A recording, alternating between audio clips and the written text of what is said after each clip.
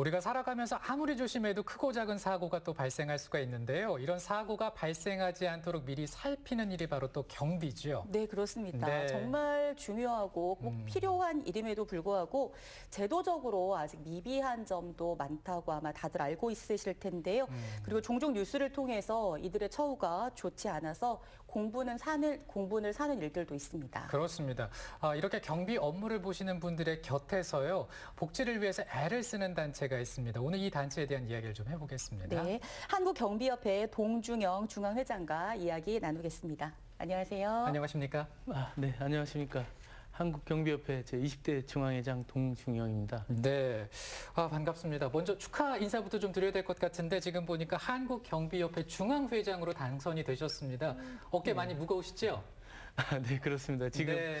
업계 현실이 너무 어려운 시기에 이렇게 맡게 돼서 진짜 좀 어려운 입장에 있습니다. 그렇지만 이제 우리 협회 회원님들께서 압도적으로 이렇게 저를 선택해 주셔가지고 제가 열심히 하도록 하겠습니다. 아무튼 이 자리를 빌어서 다시 한번 감사의 인사를 드리겠습니다. 네. 네.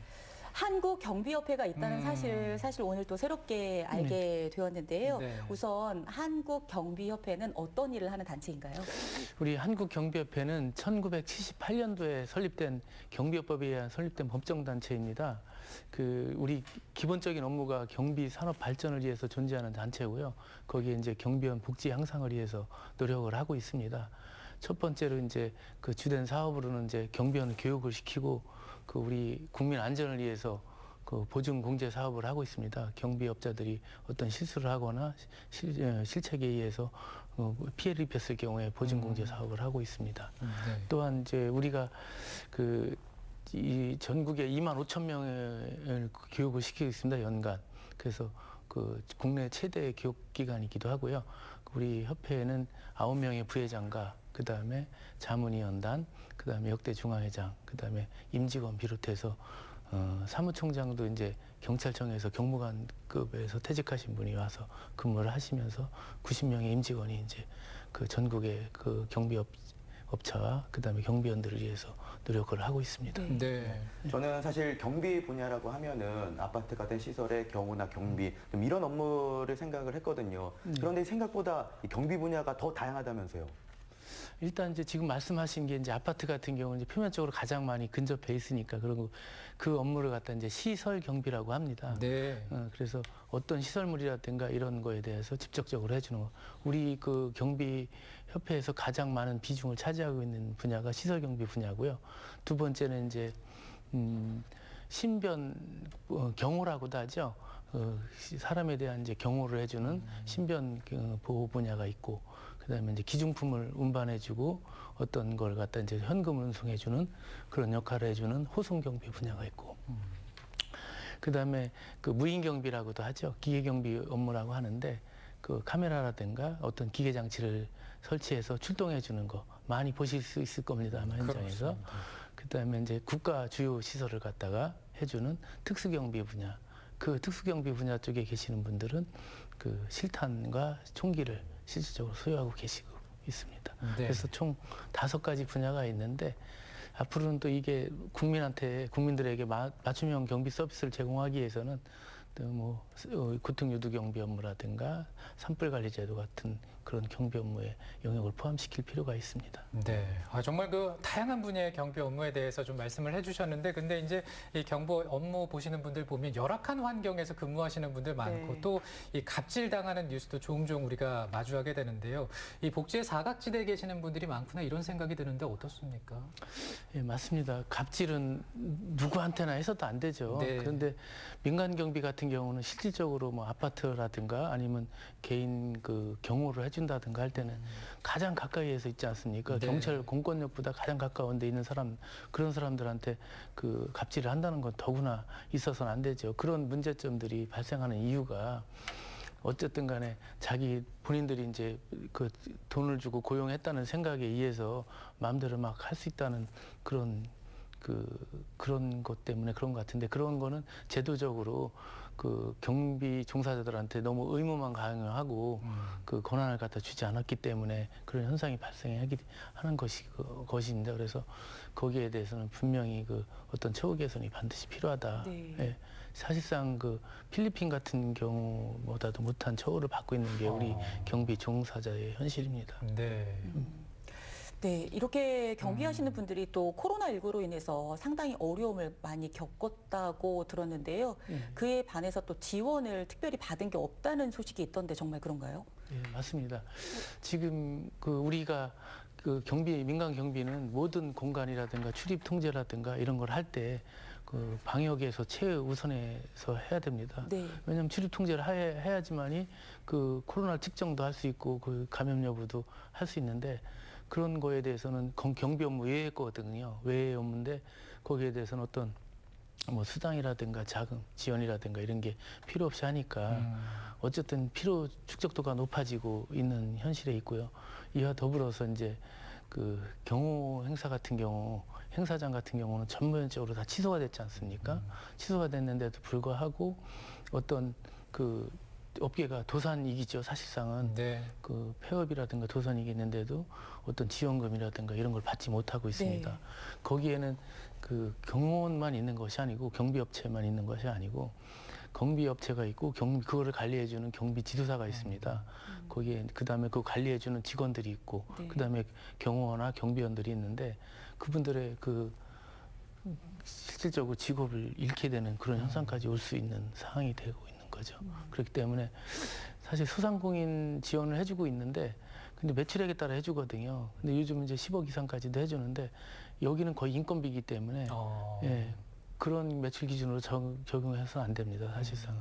그래서 이게 지금 민간 경비 쪽에서도 경호업계 쪽은 특히 지원이 필요한 실정이 네. 있습니다. 네. 네, 정부 정책에 아직은 미비한 점들이 있기 때문에 좀 이런 문제들이 발생하는 것 같은데 좀 어떤 문제가 있다고 보시나요? 지금 현재 그 정부 정책 규제가 많아서 그렇습니다. 그 경비원들에 대한 처우, 그다음에 경비업체들에 대한 그 처우는 그 개선해주지 않고 그 지금 현재 양벌 규정이라든가 이런 걸 보면은 그 다른 데보다 규제가 다른 업종에 비해서 3배 이상이 많습니다. 왜냐하면은 그 어쩌면 국민의 신체 안전, 뭐 제 생명과 재산을 다루는 거기 때문에 그럴 수도 있다고 보지만 너무 과도하게 제한이 돼 있어요. 그래서 이런 제한이 좀 그 철폐돼야 되고 그에 맞는 그 권한이 주어져야 됩니다. 쉽게 얘기해서 아까 필리핀 말씀드렸는데 필리핀 같은 경우는 경비원들 다 총기 휴대하고 그 법적 증거 능력도 있고 체포할 수 있는 권한이 있습니다. 그렇지만 우리 현재 그 우리나라의 민간 경비 같은 경우는 어떠한 그 일반 사람들하고 똑같은 권한밖에 없는 거거든요. 네. 그렇기 때문에 아무래도 그 경비원에 대해서 좀 경비 종사자를 갖다 좀 우습게 하는 경향이 있지 않았나 제도적으로 보완이 필요한 상황입니다. 네, 지금 이제 완화돼야 하는 규제에 대해서 말씀을 해주셨는데 경비업이 제대로 그 역할을 하고 또 처우도 개선되기 위해서는 어떤 점들이 더 달라져야 된다고 보세요? 일단은 국가가 경비 업무 자체가 국가의 전유물이거든요. 국가에서 만들어준 거예요. 왜냐하면 개별적인 민간 자본을 가진 사람들한테 맞춤형 서비스를 제공해줘라. 국가가 할 수 없으니까. 경찰은 공공적인 것만 하게 돼 있는데 뭐 일반 콘서트를 한다든가 이런 거라든가 그러면 그거는 사적인 영역 아닙니까? 그런 거에 대해서 야, 니네가 더 잘할 수 있으니 맞춤형으로 해라. 그 서비스를 제공하라고 만들어준 것이 허가제입니다. 네. 허가제면 그 수요에 따라서 해주는 거고 국가가 금지된 것을 풀어준 거거든요. 국가의 전유물인데 경비 업무 자체가 그런 거에 대해서 살 수 있게끔 해야 되는데 지금까지 정책을 보면 어떤 뭐 민간 경비를 하게끔 해놨어요. 그럼 그걸 육정 발전시켜줘야 될 의무도 있는데 예. 어쨌든 간에 그래서 이걸 이제 좀 어떤 제도라든가 이걸 갖다 규제해서 네. 예, 완화시켜갖고 국가 발전을 갖다 할 수 있게끔 이렇게 네. 해줄 필요가 있습니다. 중앙회장 임기는 몇 년이신가요? 중앙회장 3년입니다. 네. 네. 앞으로 그러면 3년 동안 우리 경비업과 관련된 곳에서 일하시는 분들을 위해서 뛰실 텐데요. 네. 어떤 계획이 있으신가요? 저희는 일단 우리가 국가 임의 사무가 없습니다. 경비원 교육위에는 국가 임의 사무가 없는데 경비원 배치 폐지 신고를 갖다가 지금 우리 임의사무로다가 가져오는 걸 좀 목적으로 삼고 있고요. 두 번째 이제 그 임대업자 같이 이제 경비업을 갖고 있는 사람은 네. 임대업을 못하는 경우가 있습니다. 그런 거 하고 그다음에 중소기업 상생을 위해서 무인경비 직접 생산 증명 제도를 갖다가 그 도입할 생각이 있고요. 예, 그다음에 항만 등 뭐 이런데 뭐 제도가 그 엄청나게 많이 이제 적용돼 있는 데에 대해서는 그 우리가 이제 좀 완화시킬 필요가 있다는 그런 중점적으로 가지고 네. 있습니다. 네, 이 경비업에 종사하시는 분들이 한국경비협회를 통해서 좀 어떤 도움들을 받을 수 있는지 소개해 주시면 좋을 것 같습니다. 그 우리 한국경비협회를 해야 되는 이유가 있습니다. 반드시 교육기관도 많이 있지만 경비원 교육은 반드시 한국경비협회에서 받으셔야지만이 우리 협회에 회원사들이 많이 있거든요. 회원사들이 다 취업 알선까지 해드리고 있습니다. 네. 그러니까 꼭 거기서 우리 협회에서 꼭 받으시고요. 그다음에 이제 그 보증 공제 사업을 하고 있습니다. 다른 기관보다 한 30% 이상 저렴하게 우리 회원사들을 중심으로 해서 네. 해드리고 있습니다. 그리고 또 이제 뭐 변호라든가 노무 같은 거 자문을 무료로 해드리고 있으니까 꼭 이제 이용해 주시면 좋겠습니다. 네. 네, 참 그 문제들이 좀 잘 개선이 돼서 경비업 하시는 분들도 처우가 더 개선되면 좋겠다라는 생각이 들고요. 지금 방송 보시는 분들 가운데 경비 일을 하시는 분도 계실 것이고 또 시청자분들께 당부하고 싶은 말씀이 있으시다면 어떤 얘기해 주실까요? 예, 우리 민간 경비는 그 총 한 75만 명 정도가 종사를 하고 있습니다. 네. 근데 우리 협회가 이제 주도적으로 다 해서 하고 있고 뭐 필요한 사항 있으시면 꼭 말씀해 주시면 그 저희들이 수정 보완해가지고 국민 안전과 그다음에 우리 협회 발전과 업계 발전을 위해서 좀 노력을 하도록 하겠습니다. 네, 말씀하신 계획들이 좀 잘 이루어져서 여러 문제를 안고 있는 경비업이 좀 좋은 방향으로 나아갈 수 있었으면 좋겠습니다. 오늘 와이드뷰 한국경비협회 동중영 중앙회장과 함께 얘기 나눠봤습니다. 고맙습니다. 네, 네, 감사합니다. 고맙습니다. 네.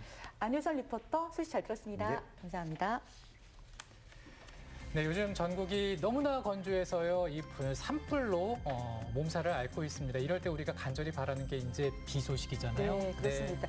이번 주말 그리고 또 다음 주 초에 비 소식이 있어서요. 그렇게 걱정스러웠던 산불, 그리고 걱정을 좀 시원하게 날려버렸으면 좋겠습니다. 네, 그렇습니다. 저희는요, 다음 주 목요일 아침 이 시간에 또 알차게 준비해서 인사드리겠습니다. 오늘도 시청해주신 여러분 고맙습니다. 고맙습니다.